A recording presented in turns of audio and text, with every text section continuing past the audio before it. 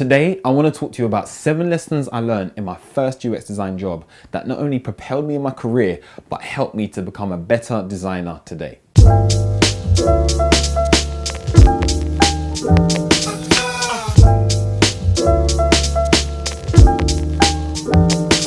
Hello, my name is Laith Wallace and welcome to Wallace TV, where you can improve your life through creative advice. And on this channel, I share UX design advice, tips and motivation to help you to become a better designer and an all-round better person. So if you're new to this channel, please consider subscribing. So I want to talk to you about 7 lessons I learned in my first UX design job. Now it was, about 7 years ago today, but one thing I learned in my first UX, or some things I learned in my first UX design job really helped me to become a better designer today. And it was the foundational building blocks that I learned that really helped me going forward. One of the first thing I learned in my UX design job, my first UX design job, was not only the value of working for free, but for somebody you admire. Many people are talking about go and work for free, or there is, a value in just working for free. Personally, I don't believe that just working for free should just be done all of the time. You should actually look at working for free with somebody you admire or somebody you want to gain some type of skill set from. The person I actually worked for in the beginning, or some of the first initial projects I worked on, they were with people I admire or projects that I admired, or, sometimes it was really just to pay the bills, if I'm just going to be quite frankly honest with you. But then there were key projects I remember in the beginning of my UX design career, or design career, some websites and apps that I worked on that really was just about, wow, I really love this project and I'd love to work with this person on it. Or there's a more experienced designer that was on the project. So I worked with someone who was based in America. It was on a freelance base over time, but initially I had to do some kind of free work to show that I could actually do the work. What happened is that in my spare time, in my private time, what I would do is I would work on projects privately. Even though they weren't real projects, they were projects I would have made up, or I'd be redesigning websites, or I literally would take it upon my head to think of a new idea or concept. But that helped to comb some of my design skills. So when I actually started freelancing, because I graduated towards the tail end of the recession, so there was basically no work in the industry at the time. It was very hard to get work in the industry. So I focused on just being a designer and getting myself better, and I just really focused there. And as a result, I was able to land freelance work with someone in America, but they knew I didn't have the portfolio to do the work, so they chose to take me on board. That person was a much more experienced designer. I was able to work with people across the country in different parts of the globe as well. We had developers in Romania and India. And the issue there was the time difference, which was really difficult, but I was able to work with people from different backgrounds and who were 5 to 6 years, if not 10 years at most, more experienced than I was. So it was so valuable for me. So there's real value in working for free as well. The second thing that was so valuable for me was working on as much different projects as possible.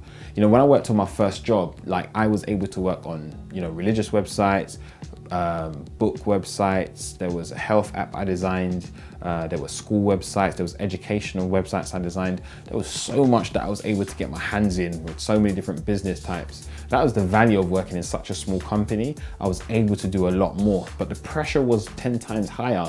But the experience level and the way my skill set grew was so much quicker.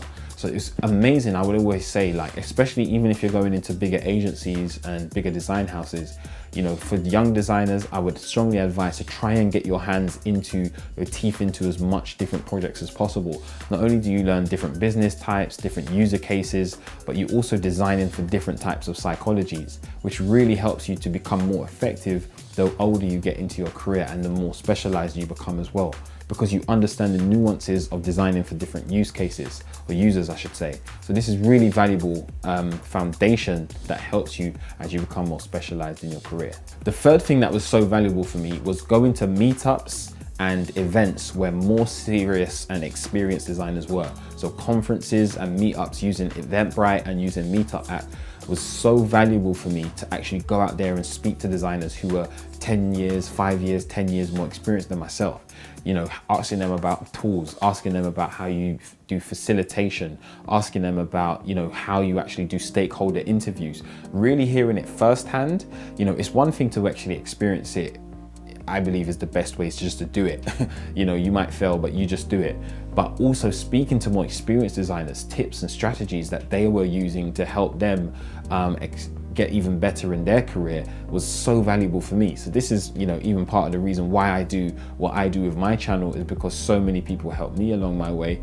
I can only see so much more value. I can see so much more value in trying to help more people. And I also believe in a principle from the Bible. I know many of you may not believe in the Bible, but there's a text in the Bible that says, give and it will come back to you, full measure, pressed down, shaken together, running over.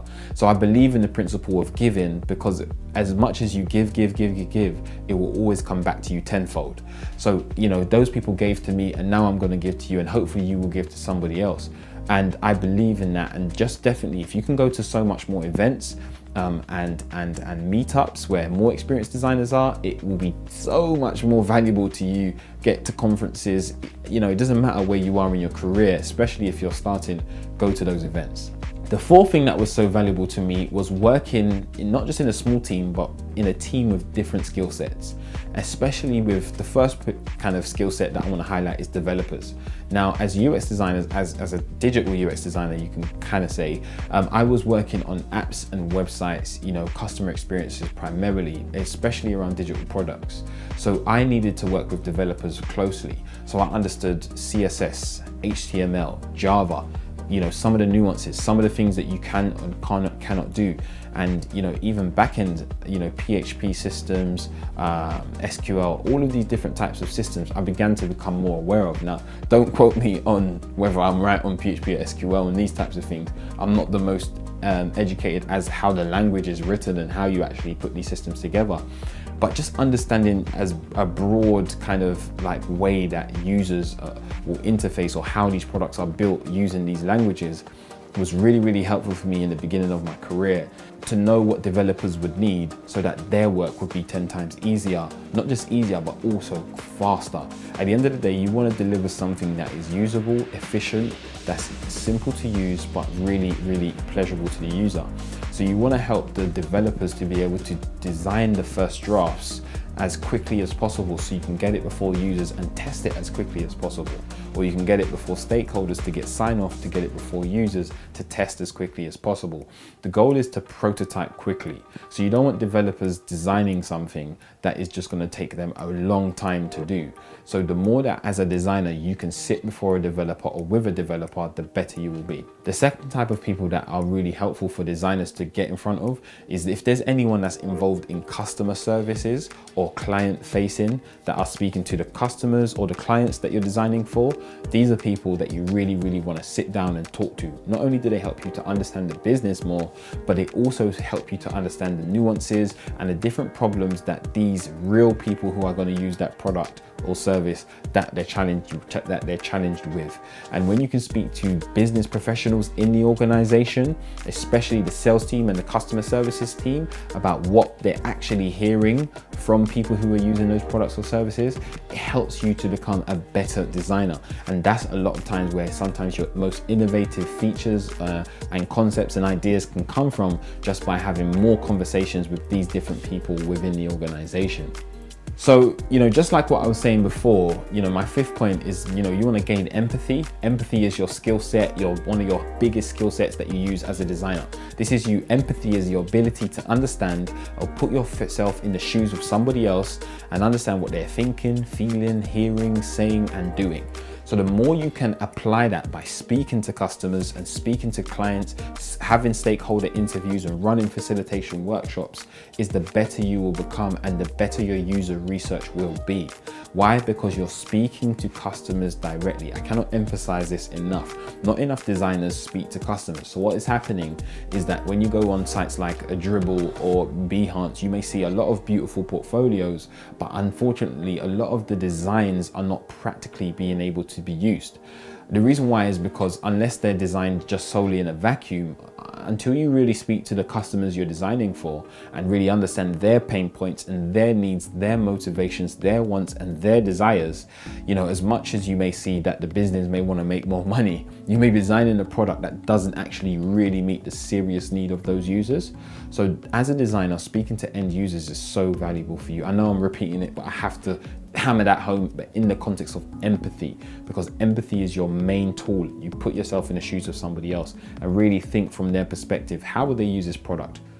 Why would they use this product? What would be the problems that they're having, and how can we improve that so that we can cut down the amount of steps in any process, in any user journey, and make that the most simple and usable for that end user.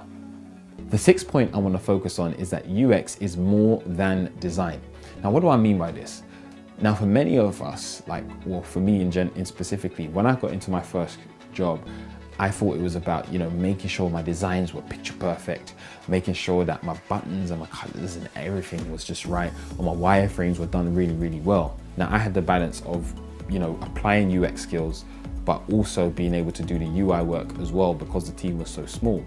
But what happened is that I was designing and focusing so heavily on how it looked visually that I was really not paying enough attention to how it's actually going to function, interactions, the user steps, the user journey, how we can cut down any type of friction points. So in the beginning of my career, because I was so visually focused, I was not paying enough time to actual design. What I mean by design is solving real problems that users were having. So because of that, it actually hindered me at times because I was so frustrated because they didn't get why I would use a certain shade or a color initially. But I really began to understand when we started to do the user research, the value of really designing for the specific user case. And taking that time out to really speak to users made it more valuable. So UX is more than design. It's not just the visuals, it's think about how you actually are experiencing that product. How can the user experience that product 10 times better than they are experiencing it currently? And as a designer, it's your role to fix that problem. And the seventh and last thing I want to emphasize is that patience is key. So learn a lot, but fail fast. What do I mean? Learn a lot, but fail fast. You need to be patient. And the reason why you need to be patient is because it doesn't just happen overnight. You don't just become a great facilitator in your first workshop. There's going to be chinks in the road, bumps in the road. You're going to have mistakes. You may fall down. But there's a simple text that I remember. It says, if you fall down 7 times, just keep getting back up. Don't stop getting back up. As long as you keep practicing and putting in the work, you will get better, and it does happen. But you have to put yourself in a position where you're always in a place to practice, and it's all about practice makes perfect. So this is why I say learn a lot, actually keep doing it a lot of times, fail fast, but fail forward. Fail forward. In other words, you may fail, but you get back up, you keep going. Or you learn something about yourself, you get back up and you keep going. And the more you can do that is the better you will become over your years as a designer. But don't focus heavily in your first year on trying to become everything for everyone. Try and learn, things in steps and in stages. And I personally, especially in the beginning of your career, become really good at facilitation, because the better you become at defining the problem that the stakeholders see from a business standpoint and that users are having when it comes onto using their products. In other words, facilitation of the stakeholder, the business people, defining the problem, the better you become at that, and then actually doing user interviews and watching how people are using the product and learning to ask the right questions to see how you can gain the right insights from how they're using that product. And you begin to piece these two things together where business problems and customer issues are coming together and designing for those things. The visual skills and the designing skills of wireframes and these things can become better over time. But facilitation, your ability to do that as a UX designer is so valuable. So I'd really emphasize that and just be as patient as you possibly can. So the question of today I want to ask, what have you learned in your first job as a UX designer? What have you learned in your first job as a UX designer? Just share it in the comments below and let me know, and I'm going to comment back to you and we're going to start a conversation. So just share with me, what have you learned in your first job as a UX designer? I'll be happy to hear from you. Thank you for watching Wallace TV, where you can improve your life through creative advice. Please subscribe, click that red button right now and subscribe. And I'd love for you to like my Facebook page, follow me on Instagram, and let's just keep in touch. And if you'd love to see more videos like this, if you click on that link right there, just click on that video right there, you'll see another great video from me that I'd love for you to watch, and definitely keep in touch as well. Okay, take care, goodbye.